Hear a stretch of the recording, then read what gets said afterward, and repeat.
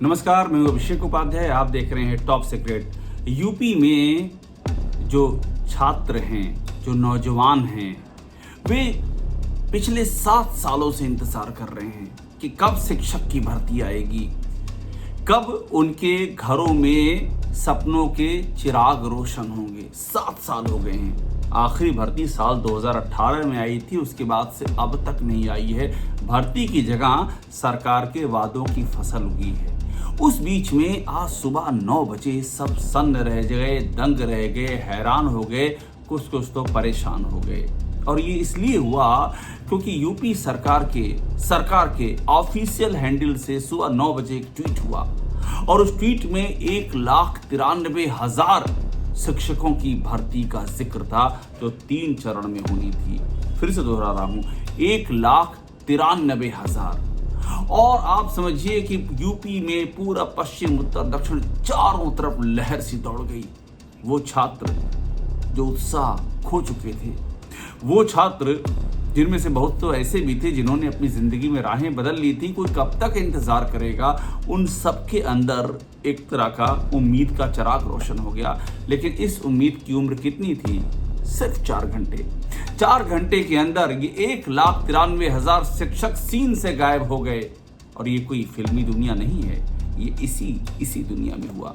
और ये इसलिए हुआ क्योंकि यूपी सरकार के ऑफिशियल हैंडल ने 4 घंटे के अंदर वो ट्वीट डिलीट कर दिया और उसके बाद हंगामा मच गया। हर तरफ चर्चा शुरू हो गई कि ये क्या हुआ।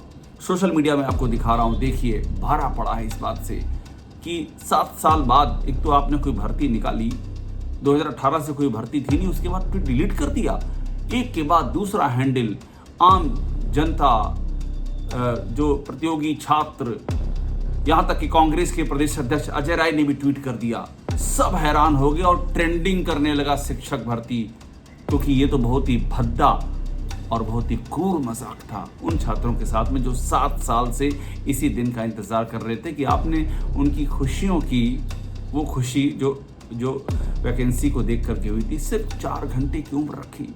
वो जो 1,93,000 सपनों की फसल थी शिक्षकों के, वो सिर्फ 4 घंटे की मियाद रही और उसके बाद सब खत्म हो गया। तो सवाल ये उठा कि ये कैसे हुआ है, ये क्यों हुआ है।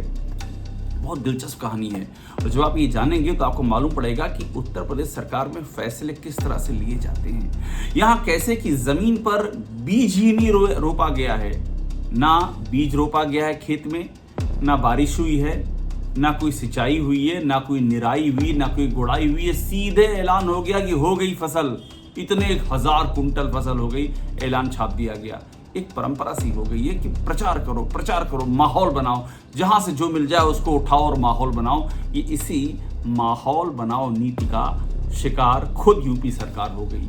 हुआ यूं कि आज सुबह एक अखबार ने ये खबर छाप दी, दैनिक हिंदुस्तान ने, और उस अखबार ने खबर छापी, मैं आपको दिखा भी रहा हूँ। ये एक चैनल ने बाकायदा जिक्र किया इस खबर का। इस खबर में लिखा गया कि 1,93,862, एग्जैक्ट मैं पढ़ रहा हूँ, इन पदों पर भर्तियां होंगी और 3 चरण में भर्तियां होंगी। हर चरण में 65,000 भर्तियां होंगी। मार्च 2026 तक ये प्रक्रिया पूर्ण हो जाएगी। ये पूरा ब्यौरा इसमें लिखा गया और इसके बाद गवर्नमेंट ऑफ यूपी ने ट्वीट किया, आपको वो भी मैं दिखा रहा हूं। और उसमें ये लिखा गया कि प्रदेश सरकार जल्दी ही 1,93,000 पदों पर भर्ती करने जा रही है शिक्षकों की, और ये भर्तियां 3 चरणों में होंगी। और इसमें बड़ी बात ये लिखी गई कि इस संबंध में केंद्रीय शिक्षा मंत्रालय के साथ हुई प्रोजेक्ट अप्रूवल बोर्ड की बैठक में वार्षिक कार्य योजना पेश की गई। यानी कि ये लिख रहे हैं कि केंद्रीय शिक्षा मंत्रालय के साथ में बातचीत भी हो गई है।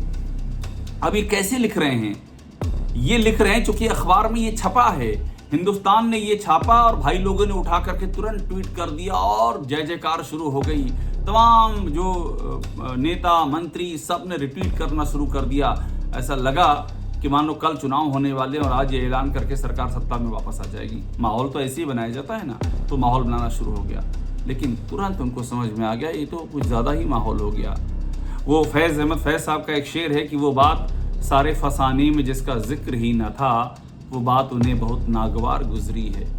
तो जमीन पर ऐसी कोई फसल थी ही नहीं, शिक्षक भर्ती की कोई योजना ही नहीं थी, कोई बात ही नहीं थी, कुछ नहीं थी। एक अखबार में खबर छपी, न पूछा गया, न जांचा गया, न वेरीफाई किया गया, माहौल बनाने के लिए कटाक से उसको चढ़ा दिया गया गवर्नमेंट के ऑफिशियल हैंडल पर।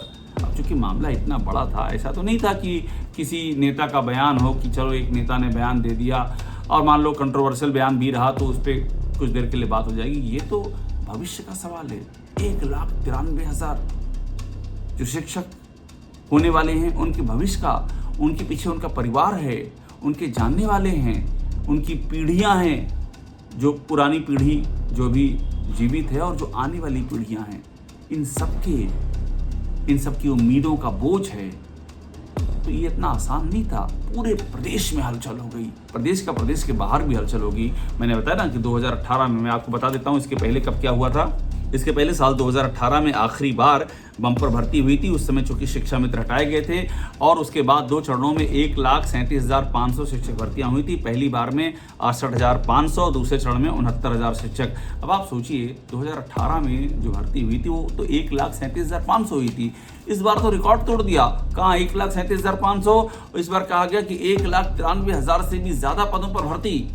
पिछली बार तो एक पूरी उसके पीछे एक बैकग्राउंड था, शिक्षा मित्र हटाए गए थे, जगह खाली थी, बहुत सारी चीजें थी, एक पूरा काम किया गया था। इस बार कुछ नहीं, एक अखबार की कटिंग। अच्छा आप ये सोचिए, सरकार को अगर कोई ऐलान करना होगा तो सरकार ऐलान करेगी और अखबार छापेंगे, आप यही तो करेंगे भाई। आपका पॉलिसी डिसीजन है, जब तक आप ऐलान नहीं करेंगे उसको क्यों आगे बढ़ाएगा? क्या पता कल को वो बात जमीन पे हो ही ना, और मान लीजिए अखबार छापेगा भी तो उसके पास कुछ तो होना चाहिए, कागज होना चाहिए। अगर हिंदुस्तान की ये खबर सही है तो हिंदुस्तान वो कागज छाप दे उठा करके, जिस कागज में यूपी सरकार ने, किसी ने लिखा है कि ये इतनी आएगी भर्ती, हम लिख के दे रहे हैं। तो सवाल यहाँ पर ये कि आपने अखबार की खबर को बिना वेरीफाई किए कैसे आपने अपने यहाँ पब्लिश कर दिया, अपने ऑफिशियल हैंडल से क्या आपने उसको ट्वीट कर दिया?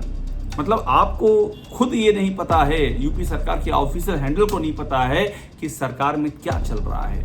वो एक अखबार की खबर उठा के ट्वीट कर देते हैं। और ये इसलिए हो रहा है क्योंकि मैंडेट है माहौल बनाने का, बस माहौल बने रहना चाहिए। राष्ट्रगीत में भला कौन वो भारत भाग्य विधाता, फटा सुधन्ना पहने जिसके गुण हरिचरणा का था। ये रघुवीर साहब की कविता है।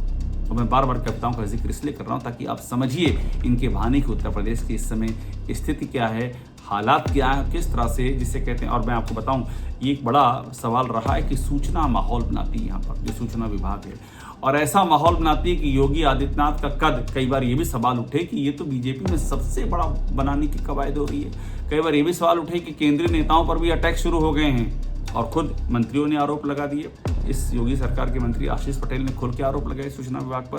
तो ये पूरा माहौल, महात्म, लार्जर देन लाइफ इमेज, सबसे शानदार सरकार, पूरे देश में योगी नंबर 1, ये जो लाइन एक दिमाग में घुसाई गई है पिछले 8 सालों में सूचना विभाग के अंदर, प्रचार तंत्र के अंदर, कि यही करना है, जमीन पे कुछ हो ना हो, बात की बातें कर दो। ये उसी गलत फहमी की, ये उसी जो एक नैरेटिव है, खास किस्म का नैरेटिव है, उसी खास नैरेटिव की पैदावार थी जो यूं उगी कि उसने अपने खेत को भी शर्मसार कर दिया और आखिरकार ये ट्वीट डिलीट करना पड़ा और ये कई जलते हुए सवाल छोड़ गया।